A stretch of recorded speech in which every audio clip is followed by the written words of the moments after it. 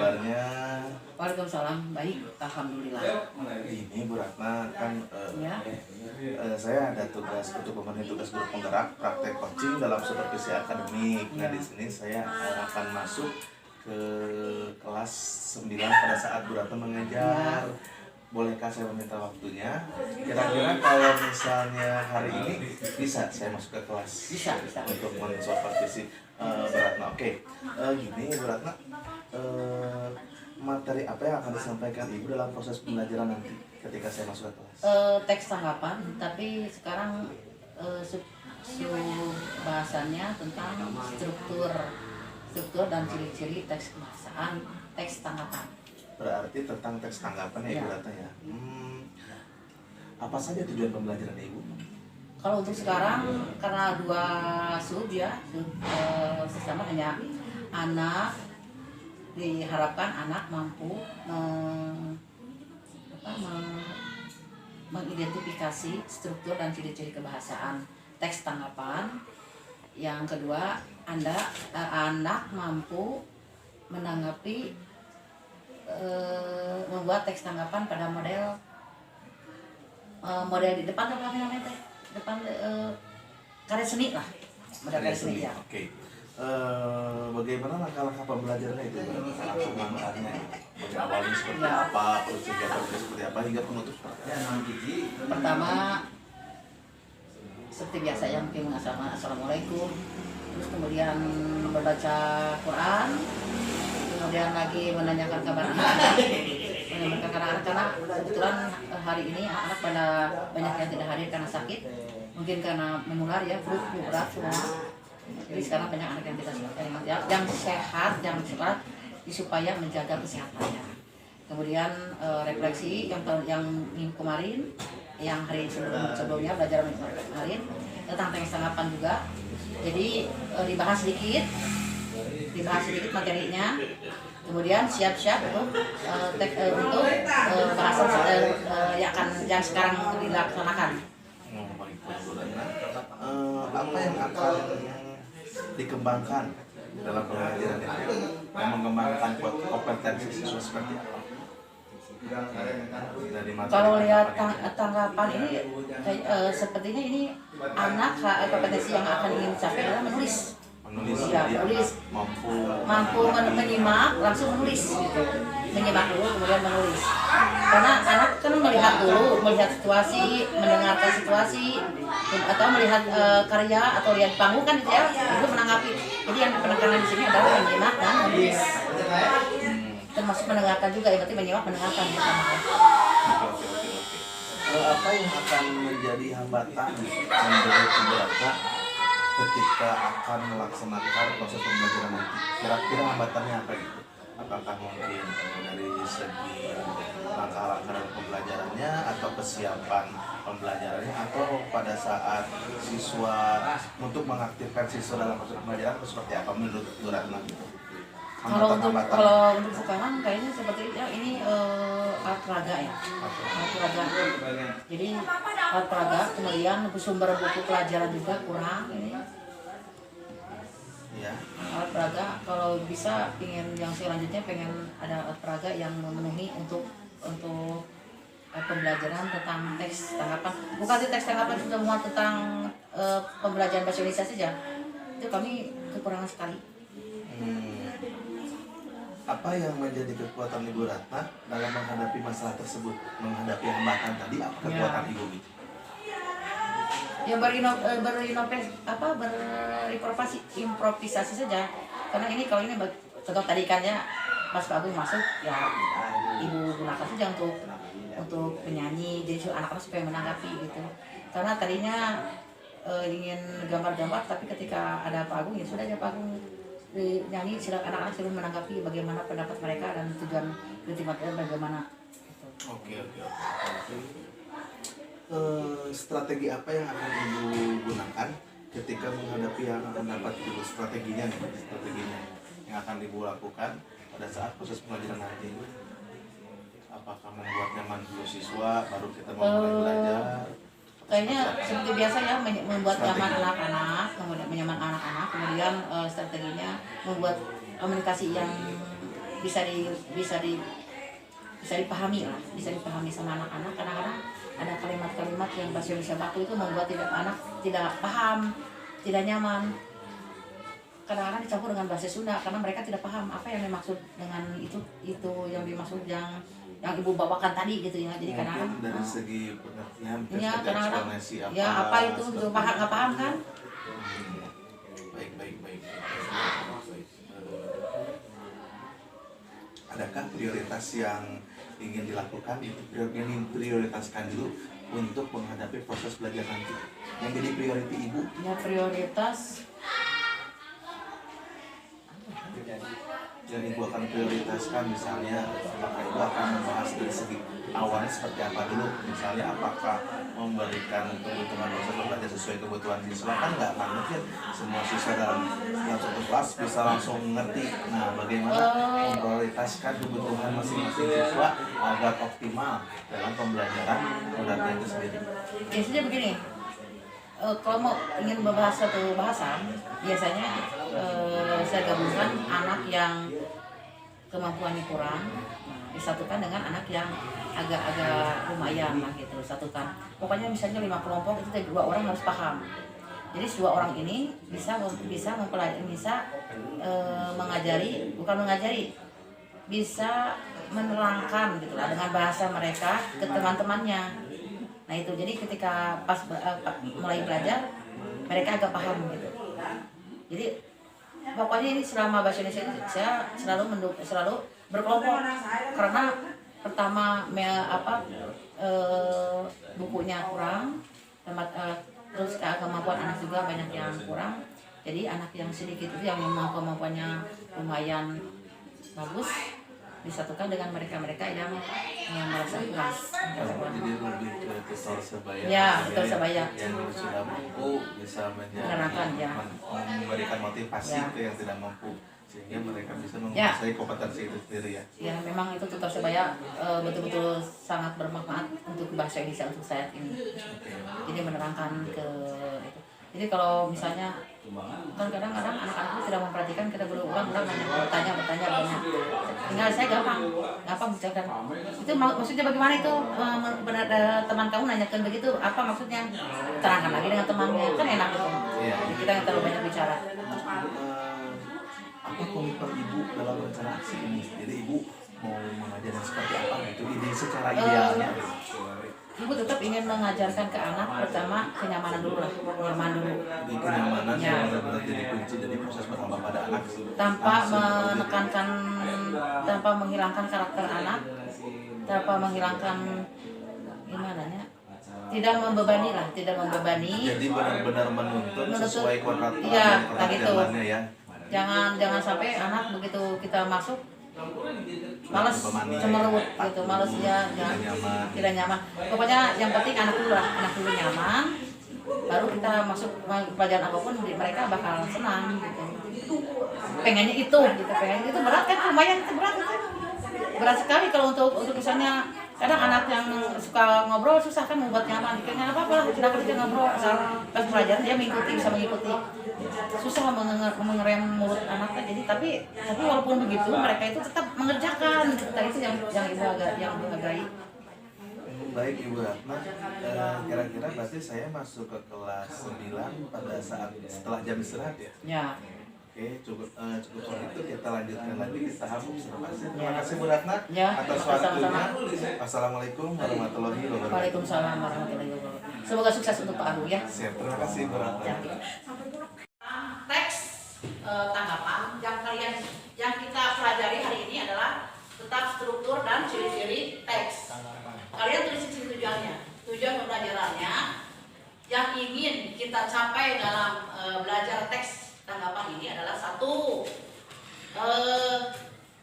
ibu mengharapkan kepada kalian untuk mampu mengidentifikasi struktur dan ciri-ciri teks tanggapan. Yang kedua adalah menelaah model teks tanggapan. Jadi nanti kita lihat ya, dan selama ini kan kalian menanggapi sebuah karya, menanggapi sebuah isu ya. Nanti kita menanggapi sebuah bukan seni lah. Nanti Insya Allah nanti Pak Agung dengan Ibu nyanyi, kalian silahkan dikritisi atau diberikan saran atau diberikan pendapat ya. Tapi sekarang kita pelajari dulu ini tentang struktur. Pertama kita belajar struktur teks tanggapan. Apa itu anak-anak? Strukturnya? Struktur tanggapan? Evaluasi. Deskripsi teks. Ini evaluasi juga bisa disebut dengan konteks atau Bagian awal teks. konteks atau tentang isu ya di ini. Kemudian lagi apa? Deskripsi teks. Kemudian lagi penegasan ulang atau kesimpulan ya. Penegasan ulang atau kesimpulan boleh. Tulisannya bagus? Apa kalau tidak usah kadang-kadang biasa suka ramai kalian apa? Ya enggak bisa jangan apa-apa. Biar kasih ke Pak Agung itu. Kita lihat dulu. Struktur tanggapan. Kalau kalian seperti ini pasti bingung. Kita buat contohnya ya, contohnya. Yang paling sekarang yang paling kita lihat, Ibu sering melihat kalian membawa HP. Ya, kita angkat isu ini menjadi sebuah teks tanggapan. Oh tidak? Oh ya? Boleh ya? Boleh. Ibu tulis di sini dulu. Ini pertama, paragraf pertama. Kalian bantu. Aturan membawa apa? Membawa HP ke sekolah. Apa lagi? Aturan larangan, jangan membawa ya. Aturan larangan. Kalimat itu enak. Aturan larangan, bantu Ibu anak-anak. Bantu aturan larangan membawa HP ke sekolah. Harus harus apa ini? Diterapkan ya? Diterapkan. Terus terapkan satu. Apa lagi?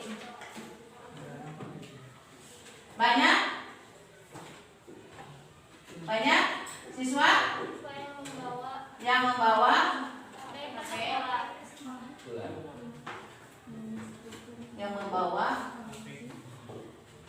HP ke sekolah. Apa lagi? Coba apa lagi? Boleh? Boleh ya sini, tapi ya kamu tulis bantuan aku. Tambahkan apa? Siapa lagi mau menambahkan kalimat ini? Ini kita buat evaluasi atau konteks tentang permasalahan isu ya. Silakan nih, siapa lagi akan membantu Ibu? Siapa lagi? Elsa? Kenapa semua diam? Ini bagaimana ini? Aturan larangan membawa HP ke sekolah harus diterapkan karena banyak siswa yang membawa HP ke sekolah. Ini kalimatnya kurang ini ya. Banyak siswa yang membawa HP ke sekolah. Hanya untuk apa? Login. Apa? Untuk bermain saja ya sini ya. Assalamualaikum Ambu, bagaimana kabarnya hari ini? Waalaikumsalam Pak. Alhamdulillah baik. Oke. Mengingat kembali ya catatan percakapan yang observasi kemarin itu kan sudah kita udah merencanakan materi apa yang akan diterangkan oleh Ambu di kelas 9 serta tujuan pembelajarannya serta langkah-langkahnya ya dan kompetensi yang dicapai oleh siswa. Nah ini tujuan pengamatan observasi ini tujuannya adalah yang pertama untuk pemenuhan tugas dari saya sebagai guru penggerak. Terus kita langsung aja ke sesi pertanyaan. Kalau menurut Ibu, apakah pembelajaran yang sudah Ibu lakukan sudah berjalan sesuai dengan tujuan yang sudah ditetapkan belum? Sejauh ini sudah Sudah sesuai. mulai dari tujuannya. Ya dari tujuan, dari kegiatan inti, kegiatan sampai kadang-kadang sampai ini bukan kadang-kadang ya, sampai pemberian tugas, gitu, pemberian penilaian. Tadi dalam proses pembelajarannya adakah hambatan gitu? Misalnya bagaimana? Misalnya apakah dalam proses pembelajaran ada terkendala masalah buku sumber belajarnya, Iya. atau pada saat proses pelajaran sulit untuk membuat kesadaran penuh bagi Iya. siswa, atau apa gitu, ada hambatan dari prosesnya. Tapi kalau tadi saya lihat ketika ada observasi itu kamu sudah bagus ketika pembukaannya di awal, tapi akan tetapi prosesnya itu yang saya lihat itu tentang proses kesadaran penuh di awal mungkin agak sedikit sulit untuk mengondisikan siswa ya di awal. Kalau dari skala 1 sampai 10, di mana posisi keberhasilan Ibu untuk mencapai tujuan pembelajaran? Kalau saya menilai sendiri ya 8 ya. 8. Tapi begini ya, kendala yang ada di kelas itu biasanya anak ngobrol, Bu. Bagaimana cara menerapkan, bagaimana cara keberlangsungan kelas supaya nyaman, supaya sampai apa yang akan diberikan, ya materi yang akan diberikan. Biasanya saya memberikan dengan cara anak berkelompok gitu, berkelompok supaya dia ngobrolnya terarah gitu, kemana gitu. Jangan sampai ngobrol-ngobrol mereka tuh ngelantur gitu, Bu. Jadi setiap di kelas 9 itu kan setiap kelas itu karakternya berbeda, Bu. Karakternya berbeda, ada yang diam gitu. Tapi ini emang agak lincah, seneng ngomong orang kelas 9-nya. Jadi otomatis kalau saya datang pasti mereka secara otomatis membuat kelompok. Dan ada kendala saya gitu lagi, kenapa membuat kelompok? Karena kelas 9 itu tidak ada bukunya, tidak ada sumber bukunya. Jadi kami mengadakan bukunya seadanya aja. Bukan seadanya apa ya?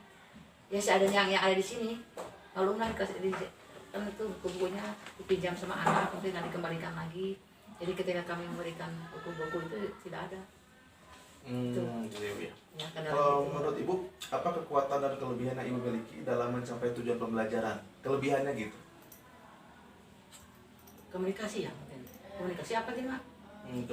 Kelebihan dari sisi Ibu ketika mengajar siswa dalam proses pembelajaran tadi, apa kelebihan Ibu yang Ibu miliki? Misalnya dari cara penyampaian. Ya mungkin dari cara penyampaian, kemudian kayaknya saya mampu membuat anak nyaman gitu. Kalau dia bisa bicara apapun dengan saya gitu, bisa bicara dengan apapun. Jadi komunikasi sih kayaknya. Oke. Apa hambatan atau permasalahan yang Ibu hadapi dalam mencapai tujuan pembelajaran tersebut? Hambatannya yang tadi kita proses di kelas, hambatannya. Ya sama tadi ya ngobrol. Kalau gitu. dari sisi siswa, menurut Ibu ada nggak hambatan yang misalnya sulit untuk membuat siswa berkonsentrasi? Ya, Atau ngobrol kan terus ini kalau tadi saya lihat tuh materi tentang tanggapan Ya. dan komentar. Nah, itu.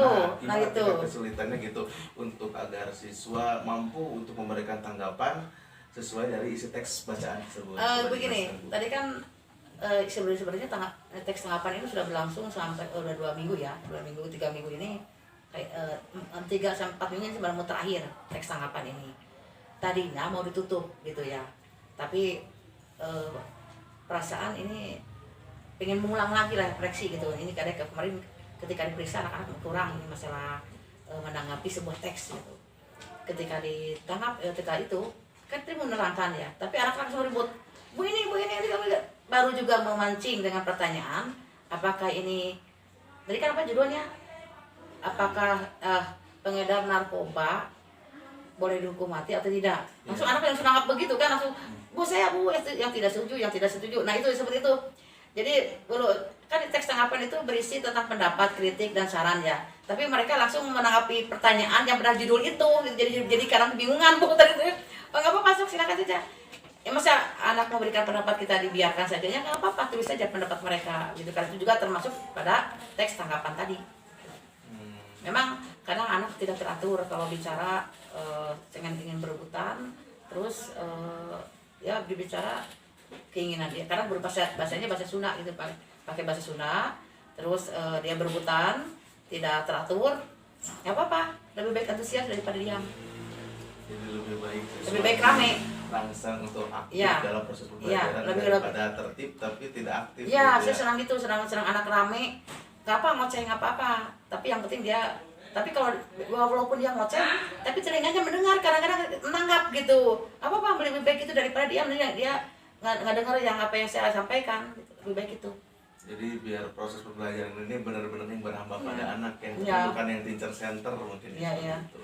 Supaya gimana intinya ya, supaya mereka nyaman aja lah. Jadi yang hal pertama mungkin yang menjadi keunggulan ibu itu membuat nyaman. Iya, nyaman aja, nyaman Siswanya. anak ya. Lalu apa strategi ke depan gitu yang akan ibu ambil dalam proses pembelajaran, langkah-langkahnya yang tepat gitu agar anak semakin mengerti tentang teks tanggapan atau semakin aktif lagi dalam merespon teks prosedur agar dia mampu memberikan tanggapan dan atau pendapat sesuai dengan syarat-syarat di mapel bahasa Indonesia. Tapi ibu lihat ini kekurangan dulu ya, kekurangan ini. Kelas 9 ini babnya hanya 4. Biasanya saya melakukan satu bab itu biasanya satu 4 pertemuan. Nah sekarang teks tanggapan ini yang terakhir. Tapi karena banyak anak kan kemarin COVID itu banyak yang tidak belajar. Walaupun bagaimana daring, luring, semacam gitu ya, waktu COVID tetap aja anak itu kebanyakan tidak belajar. Jadi terlalu nyaman, jadi mereka tidak belajar apapun. Ibu tinggal ibu tinggal itu dilihatnya. Kemudian lagi ada beberapa kekurangan ini tentang bahasa Indonesia. Jadi pelajaran kelas 7 dan kelas 8 tidak dipelajari kelas 9 sekarang, Bu. Jadi ketika ditanya, sekarang kan teks tentang teks ya, kalau kelas 7 itu kan tentang teks. Ketika ditanyakan kelas 9, mereka tidak tahu. Jadi rencana saya, ini sudah teks ini, tanggapan ini, saya akan mengulang lagi pelajaran yang diberikan di kelas 7. Karena nanti biasanya kalau terakhir itu ada siswa kelas 9 itu 60% untuk pelajari kelas 7 dan kelas 8. Jadi rencana saya seperti itu, mengulang lagi kelas 9 dan mengulang lagi kelas 9 dari pelajaran kelas 7. Karena menyangkut teks ini kan di bahasa Indonesia itu menyangkut teks-teks aja semua ya. Jadi anak harus menguasai tentang semua teks gitulah. Contoh teks deskripsi, teks argumentasi itu anak kelas 9 mereka tidak tahu itu apa teks itu. Itu teks itu ada di pelajaran kelas 7. Rencana saya ketika nanti ini selesai akan dipelajari lagi tentang teks itu. Rencana sih begitu. Jadi rencananya itu akan mengulang materi kelas 7 dan kelas 8 Ya, untuk insya Allah. memantapkan Ya, betul. agar tindak lanjut ke depannya Ya, agar materi kelas 9 tidak mundur lagi. Ya. Seperti itu. Jadi memantapkan materi kelas 7 dan kelas 8 dan melanjutkan materi kelas 9 selanjutnya lebih mantap lagi. Ya. Baik, itu kapan kira-kira akan memulainya Ibu? Besok kayaknya. Besok. Tidak. Besok tanggapi belum selesai kan anak dikasih tugas ya, mungkin belum selesai, belum dibahas lagi. Tadi kan anak memberikan tanggapan harus dibahas dulu. Kemudian minggu depan mulai selama 2 Desember sekarang Oktober ya. Oktober, November, Desember 2 bulan insya Allah saya akan memberikan pengulangan materi dari kelas 7. Tapi itu juga kita ngambil berapa yang masih kan ada eksplanasi gitu ya, seperti itu kan anak belum tahu apa itu Bu eksplanasi. Kemarin nanya anak juga, Ibu apa ada kurang oke gitu, belum tahu teks eksplanasi gitu. Jadi kemungkinan dipilih dulu mana kira-kira teks yang dibutuhkan anak kelas 9 gitu. Baik. Insya Allah lah minggu depan. Jadi Ibu akan memulai aksi ini mungkin di minggu depan. Ya, insya Allah minggu depan.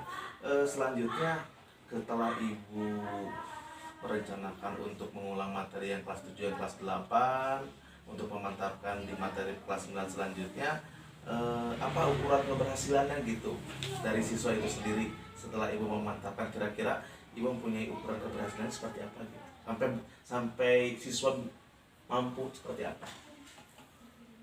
ukuran Ya minimal keberhasilan. minimal anak tahu apa itu teks gitu ya, apa itu teks. Kemudian yang kedua, si anak mampu bukan menjabarkan, mampu menunjukkan itu teks apa yang mereka baca gitu. Kemudian lagi apa ya, membuat gitu, menulis berbagai macam teks ya, gitu kan. Oke, itu ukuran keberhasilan. Jadi siswa mampu tahu apa itu tentang teks itu sendiri, terus siswa dapat menunjukkan teksnya Ya. seperti apa, baik itu deskriptif atau Yang lebih hebat lagi kalau mereka bisa menulis teks tersebut, kan hebat itu. iya, serta membuat Ya, teksnya ya. ya. Oke. Lalu selanjutnya tadi keberhasilan sudah. Apa komitmen ibu untuk kedepannya? Komitmennya gini, untuk agar proses pembelajaran lebih baik lagi dari sekarang. Komitmennya apa nih? Ibu selain akan melaksanakan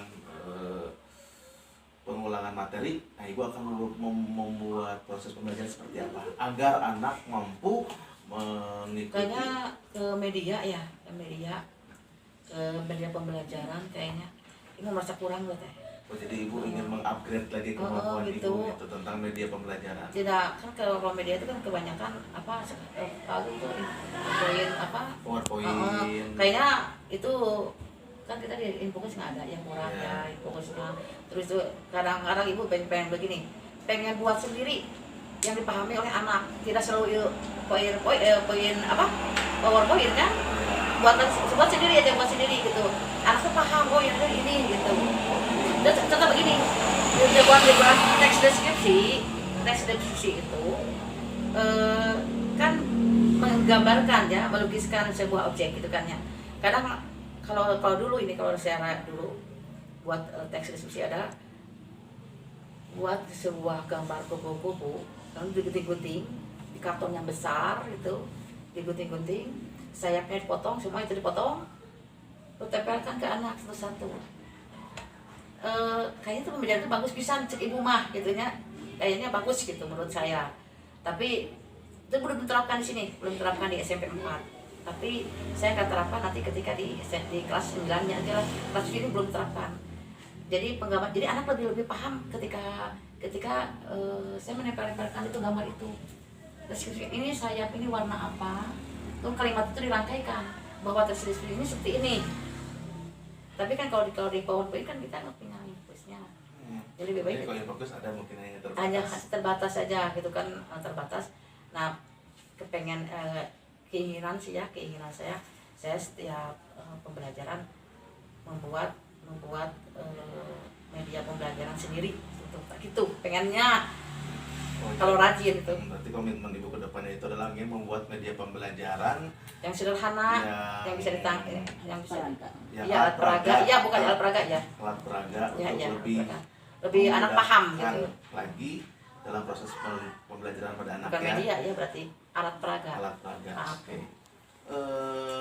Lalu kira-kira siapa yang bisa membantu ibu untuk mewujudkannya gitu? Yang tadi kan ibu punya komitmen tuh pengen punya alat peraga nih. Siapa kira-kira di teman sekitar ibu yang bisa membantu tentang mewujudkan keinginan? Semua guru kayaknya, terutama Pak Agung. Pak Agung neng ibu kita bukan neng Rere. Ya, berarti ibu bisa. Kayaknya semua guru deh Ya. masih dimintain tolong. Hmm. Dan masak banyak kekurangan. Terutama Pak Agung karena aku saya suka geger-geger. Ada yang besar, ada yang kecil. Gimana ini nggak ngerti?